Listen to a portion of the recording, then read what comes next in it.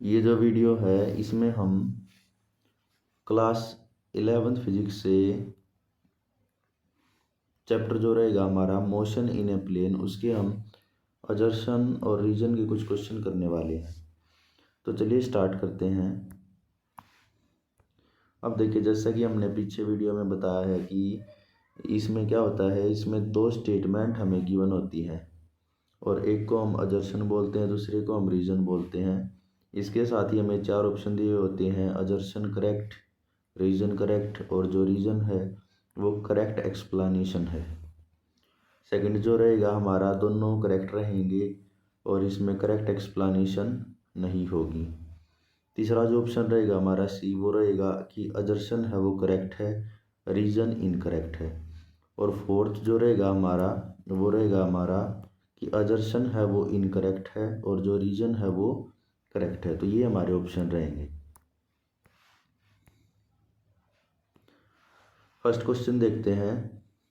अजर्शन है, in the projectile motion the angle between instantaneous velocity and acceleration at the highest point is 180 degree. यानी कि जब हम projectile motion की बात करते हैं जो हाईएस्ट पोजीशन पे, यानी कि ये जो है ये इस तरीके से प्रोजेक्टाइल मोशन है और ये जो पॉइंट है हाईएस्ट पॉइंट पे, इधर जो एंगल होता है वेलोसिटी के और एक्सेलरेशन के बीच में, यानी कि यहाँ देखिए, यहाँ वेलोसिटी इधर होती है और एक्सेलरेशन यहाँ पे इस तरीके से होता था, एंगल तो 90 बनता है यहाँ पे, तो ये यहाँ पे 180 दिया हुआ है। तो इसका मतलब ये क्या है, ये हो गया हमारा गलत। रीजन देखते हैं। At the highest point velocity of projectile will be in the horizontal direction only. ये बिल्कुल ठीक बात है कि जब हाईएस्ट पॉइंट लेते हैं तो जो वेलोसिटी होती है वो सिर्फ हॉरिजॉन्टल डायरेक्शन में होती है वेलोसिटी। तो ये ठीक है। तो इसमें हमारा रीजन करेक्ट है और अजर्शन है वो रॉन्ग है। तो इसका मतलब जो डी ऑप्शन होगा हमारा वो यहाँ पे करेक्ट हो जाएगा। नेक्स्ट देखते हैं। Two particles of different mass projected with same velocity at the same angle. यानी दो पार्टिकल हैं, उनका क्या था, मास अलग अलग था, दोनों को सेम वेलोसिटी से प्रोजेक्ट किया और सेम ही एंगल पे प्रोजेक्ट किया है। The maximum height attained by both of the particle will be same. तो जो मैक्सिमम हाइट है वो क्या होगी, वो दोनों पार्टिकल जो गेन करेंगे वो क्या होगी, वो सेम होगी। तो पहले इसको देखते हैं। जो मैक्सिमम हाइट है प्रोजेक्टाइल के लिए, उसका जो फॉर्मूला होता है हमारा वो होता है H is equal to u square sine square theta divide by 2g। 2 यहाँ पे g है ये। अब देखिए, यहाँ पे एक तो एंगल सेम था, यानी सेम एंगल है तो थीटा तो दोनों के लिए सेम है और क्या है, सेम ही क्या है, वेलोसिटी। तो दो ही टर्म आ रही हैं इसमें, यानी u भी सेम है थीटा भी सेम है। तो इसका मतलब h जो हो जाएगा दोनों के लिए वो सेम हो जाएगा। तो इसका मतलब ये हमारा अजर्शन है ये करेक्ट है। रीजन देखते हैं। The maximum height of projectile is independent of the particle mass. यानी मास, इसमें ये जो फॉर्मूला है इसमें मास नहीं है कहीं भी, तो इसका मतलब मास की क्या हो गया, ये इंडिपेंडेंट हो गया। तो इसका मतलब ये भी हमारा करेक्ट है और करेक्ट एक्सप्लेनेशन है। तो ए जो होगा ऑप्शन हमारा वो करेक्ट हो जाएगा।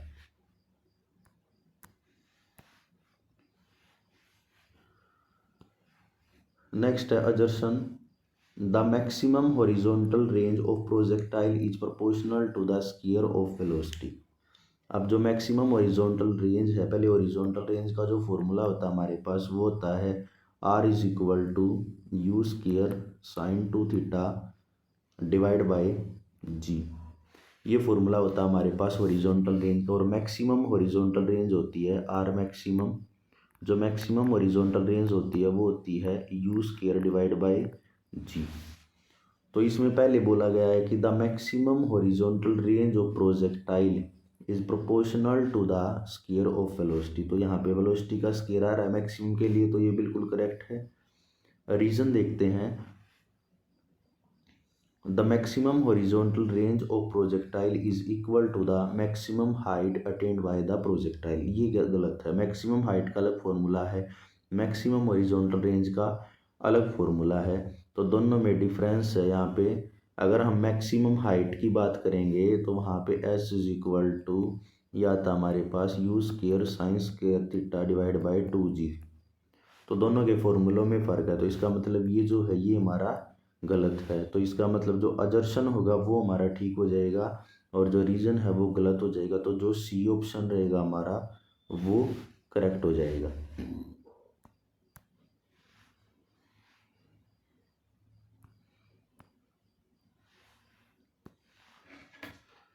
नेक्स्ट है हमारा assertion, if there were no gravitational force, अगर ग्रेविटेशनल फोर्स नहीं है, the path of projectile always be a straight line. अगर कोई भी ग्रेविटेशनल फोर्स नहीं है तो इसका मतलब जो प्रोजेक्टाइल का जो या प्रोजेक्टेड बॉडी है उसका जो पाथ होगा वो स्ट्रेट लाइन होगा। बिल्कुल ठीक बात है। हम प्रोजेक्टाइल को प्रोजेक्ट करते हैं, उसकी जो मोशन होती है वो इस तरीके की होती है। क्यों? क्योंकि हमेशा ही उस पर क्या होता रहता है, ग्रेविटेशनल फोर्स लगता रहता है। वो इसके पाथ को क्या बनाता है, पैराबोलिक बनाता है, पैराबोलिक। तो ये बिल्कुल ठीक बात है। रीज़न देखते हैं, gravitational force makes the path of projected body always parabolic. अब पैराबोलिक तो बनाता है लेकिन ऑलवेज पैराबोलिक नहीं बनाएगा। अब देखिए कोई बॉडी है, उसको हमने यहाँ से ऊपर की तरफ प्रोजेक्ट कर दिया, यहाँ पे पहुँच गई, यहाँ से फिर क्या होगा, नीचे आएगी। तो इसमें जो पाथ होगा वो क्या होगा, वो होगा स्ट्रेट लाइन होगा, स्ट्रेट लाइन पाथ बनेगा, पैराबोलिक नहीं बनेगा। तो ये जो है ये इसमें क्या हो गया, ये इसमें गलत हो गया। तो इसका मतलब अजर्शन ठीक है हमारा और रीज़न गलत है, तो ऑप्शन जो सी होगा वो हमारा करेक्ट हो जाएगा। नेक्स्ट देखते हैं, horizontal range is same for angle of projection theta and 90 minus theta. बिल्कुल ठीक बात है कि जो हॉरिजॉन्टल रेंज है वो थीटा के लिए और 90 माइनस थीटा के लिए क्या होती है, वो सेम होती है। तो ये बिल्कुल ठीक है। रीज़न देखते हैं, horizontal range is independent of the angle of projection. तो हॉरिजॉन्टल रेंज क्या होती है, वो इंडिपेंडेंट नहीं होती, डिपेंड करती है। हॉरिजॉन्टल रेंज का हमने फॉर्मूला पढ़ा है, R is equal to U square sine 2 theta by G. तो यहाँ पे थीटा पे डिपेंड कर रही है, तो इसका मतलब डिपेंडेंट है, तो इसका मतलब ये जो है ये हमारा गलत है। तो इस केस में जो अजर्शन है वो हमारा करेक्ट हो गया। तो ऑप्शन सी जो होगा वो हमारा राइट आंसर हो जाएगा। नेक्स्ट देखते हैं, if dot product and cross product of A and B are zero. अगर डॉट प्रोडक्ट भी है और क्रॉस प्रोडक्ट भी है ए और बी का, वो क्या है, जीरो है, तो it implies that one of the vector A और B must be null vector. तो ये बिल्कुल ठीक बात है। अब देखिए मान लेते हैं कि ए और बी है, ए और बी हैं, ए और जो बी हैं ये नॉट इक्वल टू जीरो है।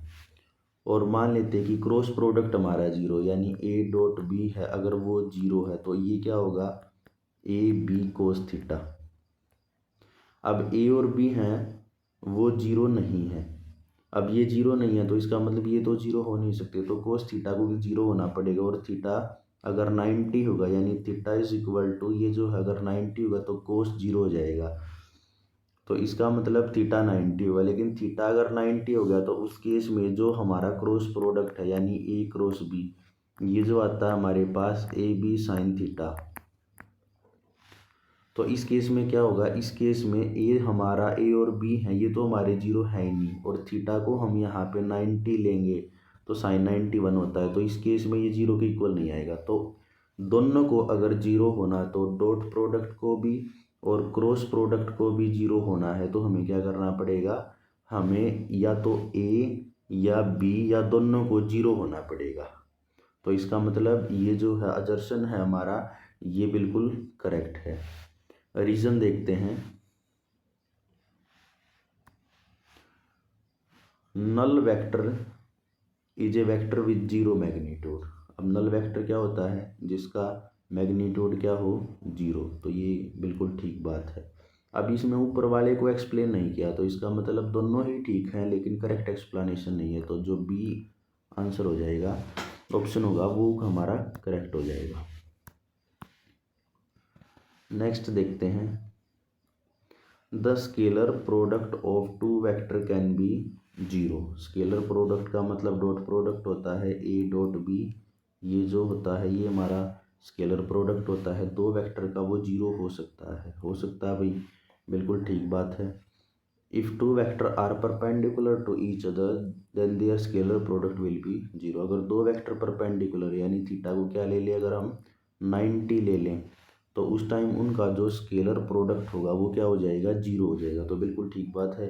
ए डॉट बी यानी कि ए बी कोस 90 और कोस 90 क्या होता है, जीरो, तो इसका मतलब जीरो हो जाएगा। तो इसका मतलब ये भी ठीक है हमारा, ये भी ठीक है और करेक्ट एक्सप्लेनेशन आई है, तो इसका मतलब ए ऑप्शन हमारा करेक्ट हो जाएगा। नेक्स्ट देखते हैं, a physical quantity can not be called as a vector if its magnitude is zero. यानी कि जो फिजिकल क्वांटिटी है उसको हम क्या नहीं बोल सकते, वेक्टर नहीं बोलेंगे अगर उसका मैग्नीट्यूड जीरो होता है। नहीं हो सकता है, बोल सकते हैं वेक्टर, कोई भी फिजिकल क्वांटिटी है अगर उसका मैग्नीट्यूड जीरो होता है तो वो वेक्टर हो सकती है। जैसे नल वेक्टर होता है, नल वेक्टर को हम इस तरीके से रिप्रेजेंट करते हैं, तो ये भी क्या है, वेक्टर क्वांटिटी। तो इसका मतलब ये हमारा क्या हो गया, गलत हो गया। रीजन देखते हैं, a vector has both magnitude and direction. तो ये बिल्कुल ठीक है, वेक्टर के दोनों चीज़ होंगी, मैग्नीट्यूड भी होगा और डायरेक्शन भी होगी, तो इसका मतलब ये हमारा करेक्ट है। तो जो डी ऑप्शन होगा वो हमारा करेक्ट हो जाएगा, अजर्शन गलत है, रीजन ठीक है। नेक्स्ट देखते हैं, minimum number of non equal vectors in a plane required to give zero resultant is 3। 3 हमारे पास वेक्टर होने चाहिए जो किसी प्लेन में हो और वो क्या दें, जीरो रिजल्टेंट दें। तो मिनिमम नंबर ऑफ ऐसे वेक्टर जो हो सकते हैं वो 3 हैं, ये बिल्कुल ठीक बात है। रीजन देखते हैं, if sum of vector A B C is zero then they must lie in the one plane. ये बिल्कुल ठीक बात है, ये इस ऊपर वाले को ही एक्सप्लेन कर रहा है, तो इसका मतलब दोनों ही ठीक है और करेक्ट एक्सप्लेनेशन है, तो जो ए ऑप्शन होगा हमारा वो हमारा ठीक हो जाएगा। अब देखिए यहाँ पे बच्चों के माइंड में आ सकता है कि दो वेक्टर भी हो सकते हैं जो जीरो रिजल्टेंट दे सकते हैं। एक यहाँ पे मान लो F1 इधर हो गया, सेम अगर मैग्नीट्यूड का वेक्टर इधर है, इसके अपोजिट डायरेक्शन में है, तो ये भी जीरो यहाँ पे रिजल्टेंट दे सकते हैं। लेकिन यहाँ पे ये बोला गया है कि नॉन इक्वल होनी चाहिए, तो नॉन इक्वल की कंडीशन से सिर्फ 3 के साथ ही पॉसिबल हो सकता है, 2 के साथ नहीं होगा, तो इस वजह से यहाँ पे ये हमारा करेक्ट। नेक्स्ट देखते हैं, if A dot B is equal to B dot C then A may not always be equal to C. तो ए है हमारा वो हमेशा इक्वल नहीं होगा सी के, बिल्कुल ठीक बात है ये। रीजन देखते हैं, the dot product of two vector involve cosine of the angle between the two vector. तो जो डॉट प्रोडक्ट है उसको जब हम ओपन करते हैं तो वो आता है हमारे पास ए बी कोस थीटा, तो कोसाइन एंगल आता है, तो ये भी ठीक बात है। लेकिन ऊपर वाले में इसमें ऐसा कुछ भी एक्सप्लेन नहीं किया, तो इसका मतलब दोनों ही ठीक है, करेक्ट एक्सप्लेनेशन नहीं है, तो जो बी ऑप्शन होगा वो हमारा करेक्ट हो जाएगा। नेक्स्ट देखते हैं, if a body of mass m is projected upward with A speed v making an angle theta with the vertical then the change in momentum of the body along x axis is 0। अगर किसी body को project किया है और उसका मास है वो m है, स्पीड उसकी v है और वो ये है वर्टिकल के साथ ही थीटा एंगल बन रहा है। यहाँ पे देखो इस तरीके से हो गया, जैसे बॉडी को प्रोजेक्ट कर दिया इस तरीके से, तो वर्टिकल के साथ यहाँ पे ये जो एंगल बना है ये थीटा है यहाँ पे। देन द चेंज इन, यहाँ पे ई आएगा, then the change in momentum of the body along X axis is 0।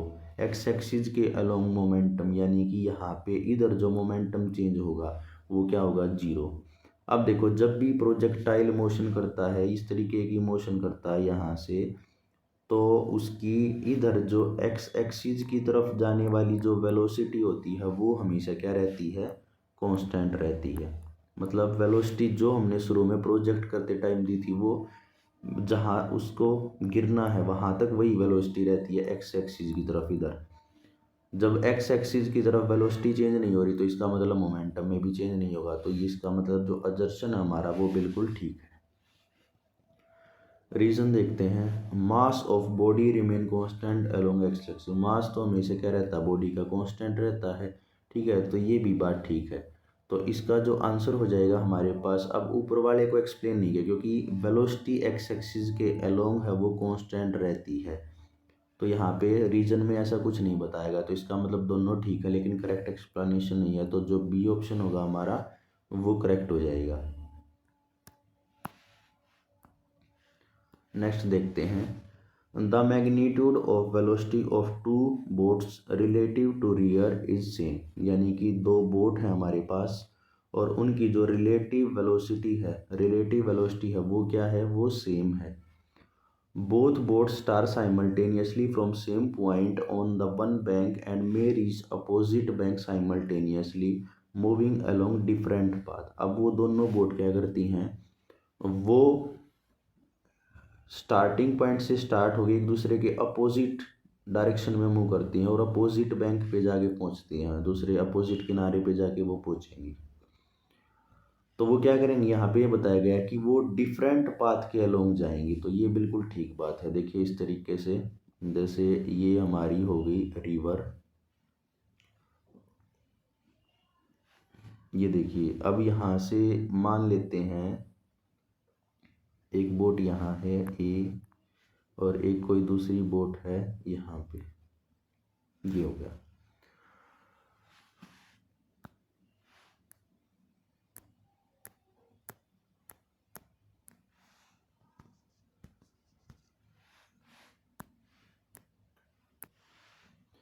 देखिए भाई, ये यहाँ पे जैसे ये रिवर होगी, एक बोट है यहाँ पे, एक ए बोट होगी एक बी होगी। यहाँ पे देखिए, अब रिवर जो है वो मान लेते हैं कि रिवर फ्लो हो रही है इस डायरेक्शन में, ये जो है ये फ्लो ऑफ रिवर है यहाँ पे। अब यहाँ देखिए, जब भी ये जो ए बोट है इसको यहाँ इधर आना है तो रिवर के फ्लो की वजह से इसकी जो डायरेक्शन होगी वो इस तरीके से होगी कि यहाँ पे आ गई, इस तरीके से यहाँ पे ए बोट आ गई। अब ऐसे ही बी को अपोजिट बैंक पे जाना है तो ये रिवर के फ्लो के साथ जाएगी, तो इसका मतलब ये होगी यहाँ पे पहुँच गई, ये बोट यहाँ पे पहुँच गई। अब देखिए इनका वर्टिकल कंपोनेंट यानी नॉर्मल कंपोनेंट दोनों का क्या होना चाहिए। ये तो हमारा फर्स्ट हो गया कि डिफरेंट पाथ के अलोंग जाएंगी, पहला तो अजर्शन यही था कि डिफरेंट पाथ के अलोंग जा रही है, तो एक का पाथ ये है एक का पाथ ये, तो डिफरेंट पाथ के अलोंग तो हो गया। सेकंड देखते हैं, for boat to cross the river in same time में अगर क्रॉस करना है तो the component of their velocity relative to river in direction normal to flow should be same. यानी उनका जो कंपोनेंट है रिवर के फ्लो का जिधर डायरेक्शन है यानी इसके परपेंडिकुलर इधर जो कंपोनेंट है वो सेम होना चाहिए। अब देखो सेम डिस्टेंस है, यहाँ पे इसका नॉर्मल कंपोनेंट क्या होगा, इसको हम ग्रीन से शो कर लेते हैं। इसका नॉर्मल कंपोनेंट यहाँ पे इधर होगा, ये हो गया इसका नॉर्मल कंपोनेंट।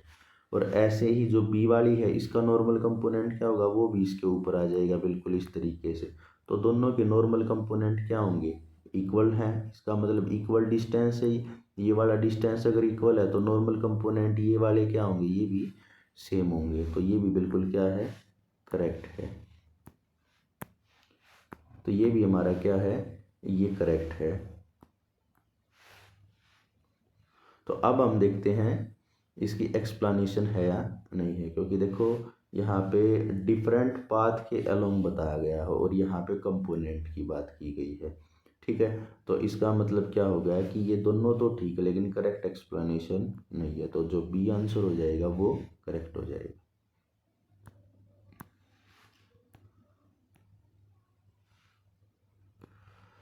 नेक्स्ट देखते हैं, two balls of different masses are thrown vertically upward with same speed, यानी दो बॉल है हमारे पास और उनका क्या है, मास अलग अलग है, उनको अपवर्ड ऊपर फेंका गया है और सेम स्पीड से फेंका गया है। They will pass through their point of projection in the downward direction with the same speed, यानी कि इसको हम इस तरीके से समझेंगे कि यहाँ से कोई भी, पहले तो एक चीज़ को हम समझते हैं, यहाँ से हमने किसी भी चीज़ को ऊपर फेंका, यहाँ पे पहुँच के वो रेस्ट पे हो गई, रेस्ट पे होने के बाद जब वो नीचे आएगी तो इस पॉइंट पे क्या होगा, इस पॉइंट पे उसकी क्या रहेगी, सेम स्पीड रहेगी जिस स्पीड से हमने उसको फेंका था। तो जब यहाँ पे दो बॉल हैं उनको ऊपर फेंका है और जहाँ से उनको फेंका हो तो उस पॉइंट पे क्या रहेगी, उनकी सेम स्पीड रहेगी, तो इसका मतलब ये जो हमारे पास ये बिल्कुल करेक्ट है।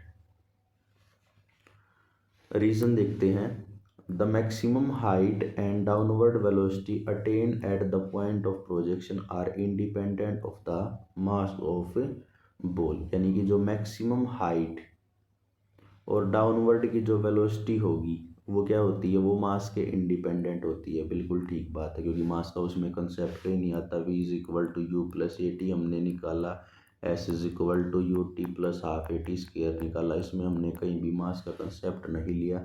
तो इसका मतलब ये भी ठीक है हमारा, ये भी ठीक है और करेक्ट एक्सप्लेनेशन आ रही है, तो इसका मतलब ये ऑप्शन जो होगा वो हमारा करेक्ट हो जाएगा।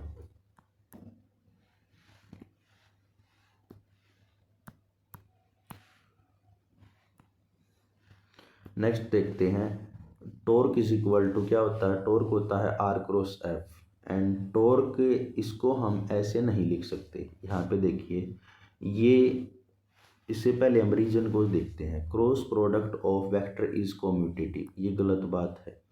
डॉट प्रोडक्ट कॉम्यूटेटिव होता है, क्रॉस प्रोडक्ट में हम इस तरीके से लिखते हैं A cross B not equal to B cross A. अब देखिए, अब ऊपर वाली स्टेटमेंट देखिए, अगर हम टॉर्क को लिखते हैं, टॉर्क होता है हमारा आर क्रॉस एफ, तो टॉर्क को हम इस तरीके से नहीं लिख सकते F cross R vector form में इस तरीके से। तो इसका मतलब ऊपर वाली जो स्टेटमेंट है वो क्या है, वो करेक्ट है। और क्रॉस प्रोडक्ट वो कॉम्यूटेटिव नहीं होता, डॉट प्रोडक्ट कॉम्यूटेटिव होता है, यानी A dot B is equal to B dot A, तो डॉट प्रोडक्ट है वो कॉम्यूटेटिव होता है। तो इसका मतलब ये जो है ये गलत है, ये ठीक है। तो अजर्शन ठीक है, रीज़न गलत है, तो जो सी ऑप्शन होगा हमारा वो करेक्ट हो जाएगा।